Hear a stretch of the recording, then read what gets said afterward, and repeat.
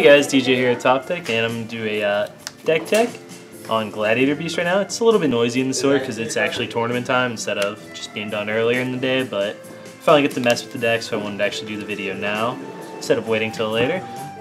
Glads are certainly not the most competitive deck ever, but in the time between formats, since we don't have a new ban list to start preparing for and no more events for this format, I'm certainly not going to sit around and play Necros for fun. So I decided to pick up some sweet high rarity Glad Beast cards and build a Glad Beast deck. Let's just get into the list. We have 3 Test Tigers, 3 Liquaris, 2 Equests, 2 Bestiaries, Murmillo, Rediari, Darius, 2 copies of Prisma, and a Thunder King. Thunder King is just a pretty good standalone monster right now. It's just way too good against Necros. The Prisma Test Tiger combo is something that is actually at one of the weakest points right now because of how susceptible it is to both Maxi and Valor. But the upside of playing these cards with anti-spell fragrance, when you force your opponent to set their spell cards, and then you can just blow them up, it's just is so high that it was worth including to me. Plus, I really need an excuse to play these Test Tigers because look at them, they look incredible. For the monsters, the only notable card that isn't included is Hippolymus, I think, which he's just not great. A 2700 defender doesn't really clear any gaps. A Secondarius is almost definitely correct, actually. 3 Bestiarii is probably overkill. And 3 Liquari is just the best beater in the deck, though it's probably not the most relevant right now, which is why one of these should probably become another Darius.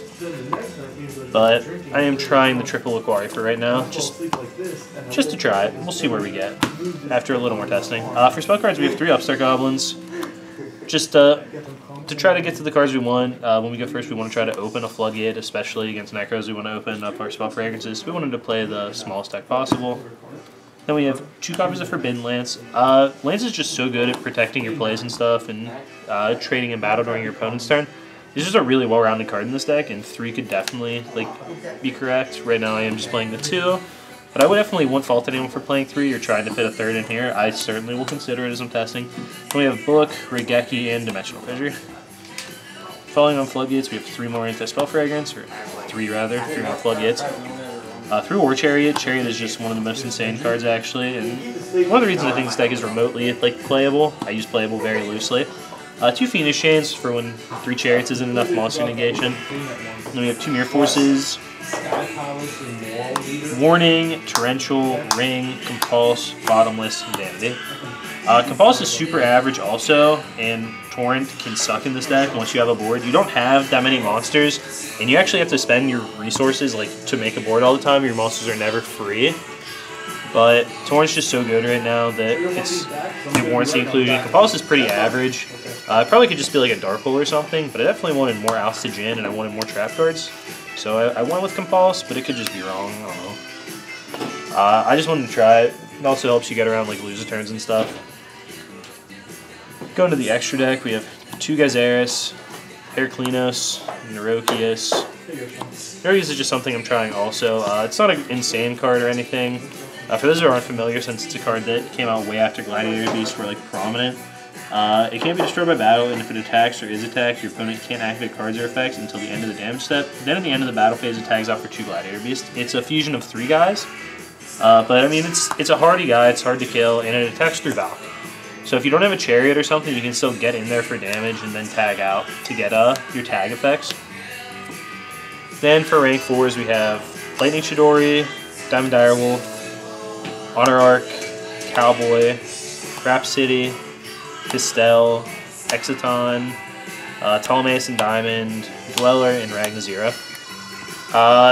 There's some other rank 4s that are good, most notably Giant Hand and maybe extra copies of some of these guys, but it's a pretty good spread. Then the sideboard is really set up just pretty linearly, it's a pretty boring sideboard. We have Trap Stun and 3 Typhoons for back rows. We have 2 Dark Holes for Djinn Locks and Monster Floodgates. Then we have 3 Light Mirror, 3 Shadow Mirror, and 3 Mistakes. Just siding in Floods for the matchup, so we're good. We also could side deck Imperial Iron Walls, but I think this and Spell Fragments are better against Necros, and I wasn't going to side Iron Wall just for Infernoids when I don't think that deck's really that real. even though it's one of my favorite decks. It's just not the most playable deck at a competitive level, and even at a local level, like I don't think you'll see a ton of it. I don't think it's a hard matchup actually either. Ready Ari is just so good if they have to end face mill, so as long as you keep them off reasoning, which means draw Fragrance, pop their back rows, you should be able to win the game pretty easily. But that's what I'm playing right now. It's a fun deck. It's really cool.